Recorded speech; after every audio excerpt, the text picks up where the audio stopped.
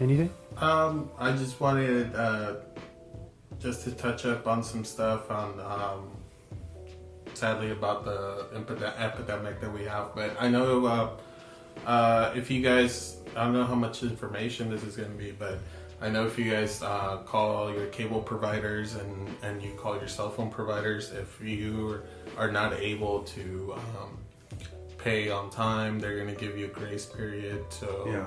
So and they're going to give you I know some companies are giving people relief programs where they can actually not pay for up to 2 months, I believe. So I mean, if you have small children, if you're stuck at home, and you're sadly laid off for quite a bit. We don't know how long this is going to take, but you know, you could look into that. I know California has employed an unemployment relief fund where you can file for unemployment if you're a server, if you've being laid off for this epidemic. I don't want to call the name of the virus here because we're not trying to be clickbait and stuff.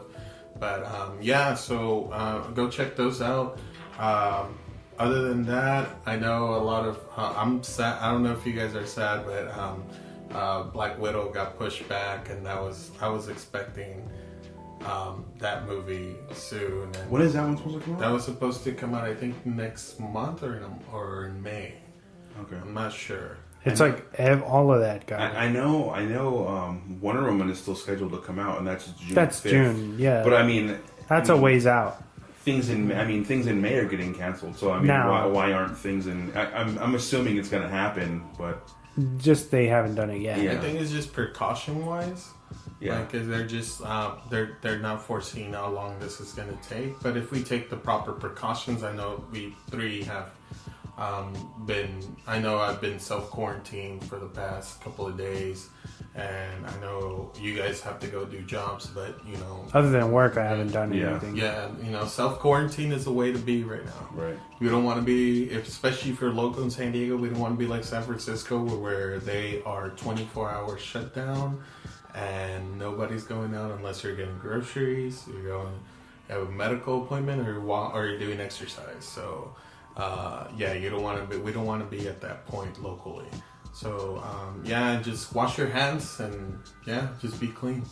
And other than that, just the WrestleMania thing is going to be, it's interesting. Yeah. I just want to ask you guys, I know Wesley told me if I'm watching Raw, but have you watched some of the programs with no fans? And I haven't seen any of the wrestling stuff with no fans. I've seen some sporting events. Before they got really crazy. Yeah. I saw some soccer stuff, but that's about it. Yeah, now wrestling. This past Monday, they did Raw with an empty arena, but they're coming out and they're doing their matches and everything as if there's the crowds there. So it's like really like bizarre. Yeah, they're like on the ropes and shit, and it's all quiet or whatever. Oh man! And what's cool about it is that they have their. It took a virus to have them have the highest ratings in television they've done all of the past, I think, 5 years. Yeah. So you got to think that all these streaming services and things like the entertainment, those type of entertainment things, are skyrocketing in like revenue. Because everyone's at home, no one's doing anything. Which I mean, that's great for them, and that's leading to more good. So stuff instead of out. DVRing it, they're watching it live. Yeah. You know what I mean? So they're getting those views. Not as all those people that are usually at work that probably can't catch Raw live are watching it live, and boom, the spike is it's like inevitable or whatever. Yeah. So that's I thought that was a crazy bit of news I wanted to talk about. So. Yeah, that's all I have right now. Nice. So James pretty much nailed all of my news besides two pieces. First off, I wanted to say happy 20th anniversary to the original Final Destination. Oh, wow. Nice. This week, 20 years. I remember watching it on VHS for the first time. Me too. And it scared the shit out of me. I was afraid. Yeah. I was always like, I remember like in the first one, it's like the wind like in a room, and it's like you see a curtain move. And as a kid, I'm like, oh my god. That's how you know it's there. I saw like a curtain move, like a blind move, and I'm like, oh god, Death is coming. It's here. I'm a little kid. I'm like, your number's up. I'm like, oh my god, no.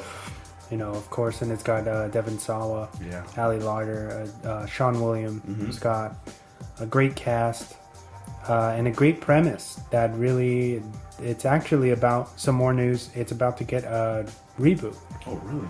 They're developing a new story for Final Destination. That's cool. It could be cool. It could be bad.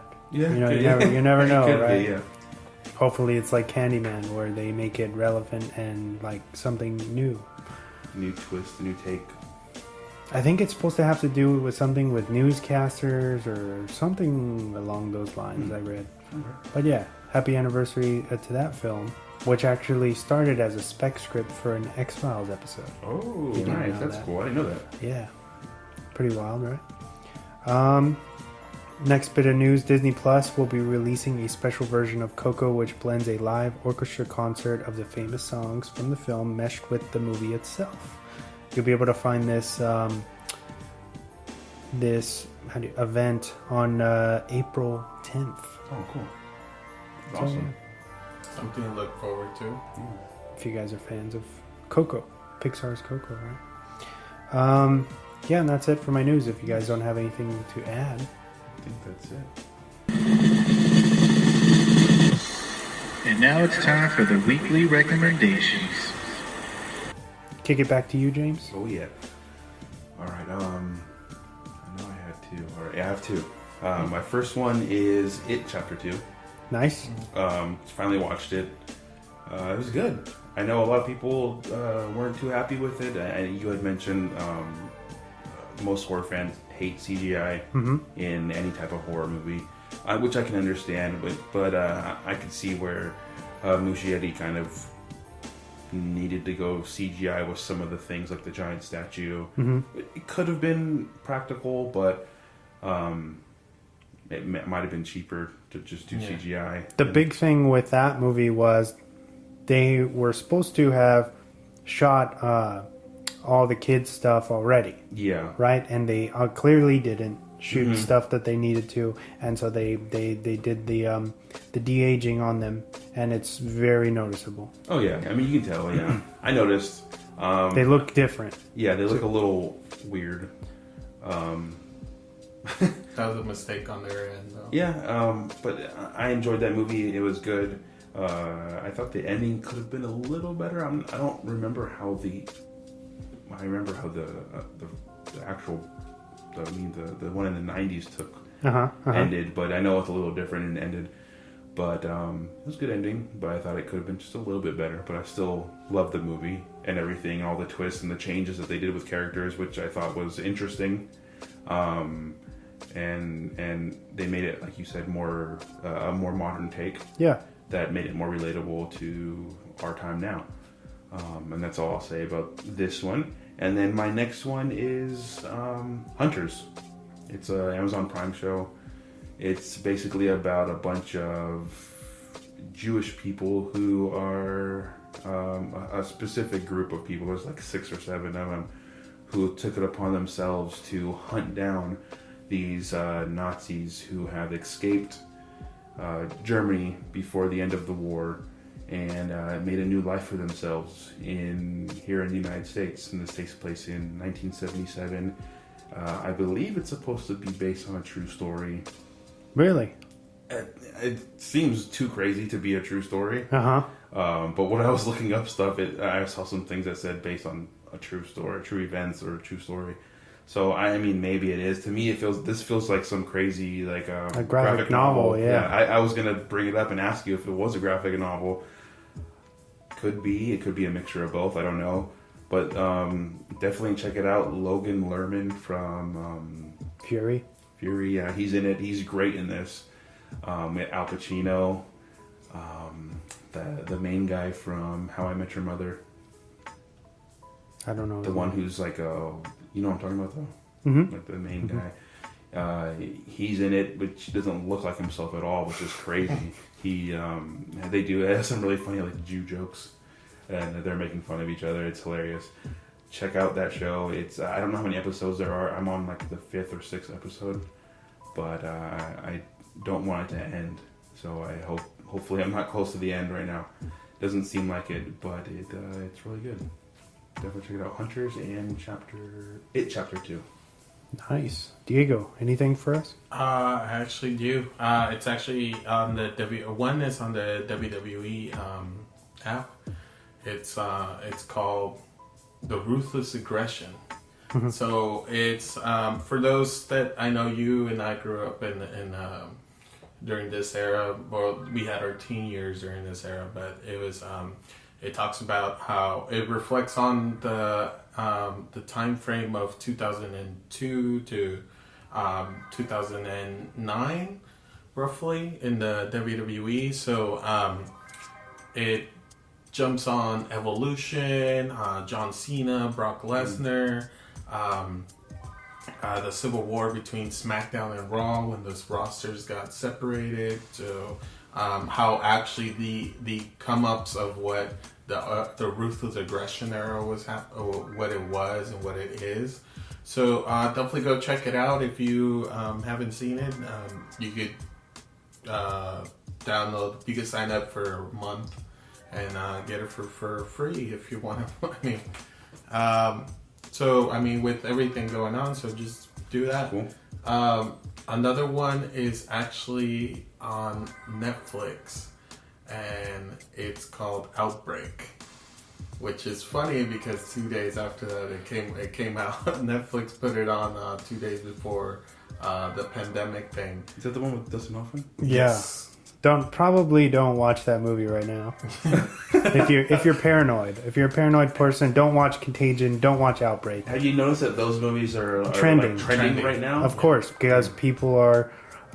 Chris told me they're watching these movies to figure out how to like the best way to survive, which is insane. Because those are studying. fictionals. Yeah. Fictional movies. It's not really how stuff like that kind of really happens. It could, which is why it's scary. But with Congestion is really more spot on than Contagion. Contagion. I mean, more spot on than Outbreak. Outbreak is very like Hollywood, big budget, almost comical at times. Yeah, that's why I watched it, because I always laughed. I watched it when I was like in middle school. Yeah, it was. I always thought it was funny, but which is not because it's based on the real thing. But I always laugh at those type of movies that are not really accurate and stuff. So, but yeah, just those. Nice. I just have one, which is pretty much related to what we're talking about tonight. Okay. Road Trip.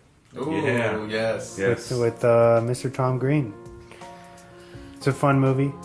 Very like a raunchy teen comedy. Eat the mouse. These I feel like we don't get those type of movies anymore, or maybe we're just past that point in our lives where they don't feel the same. But to me, like, I haven't seen something like on the level of Road Trip for a long time. I think you could maybe argue The Hangover is a good modern. What about Sex Drive? Sex Drive was great, Sex Drive was but it's also that's a long time ago now. Yeah. That's a long. That was like 10 years, right? Yeah, maybe 2007, 2008, right? The Virginity Hit. Also. Which one? Virginity Hit. I don't think I saw that one. I think it's on. If I'm not mistaken, it should be on Tubi. Tubi, but Road Trip. Yeah. Basically about this guy. He has a long distance relationship, and he ends up, he's super in love with his girlfriend. Something's going on where he thinks that she might not be into him, or maybe they've lost communication for a while. He gets too drunk. He sleeps with this girl that's after him at his dorm, and they record it. Yeah. And was it on purpose or was it not? No, it was not on. Right? It was an accident. Okay. Oh yeah, they had left the tape, the video camera on. He makes the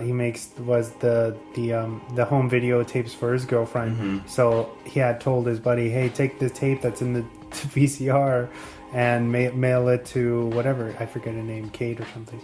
And he's like, okay. And so the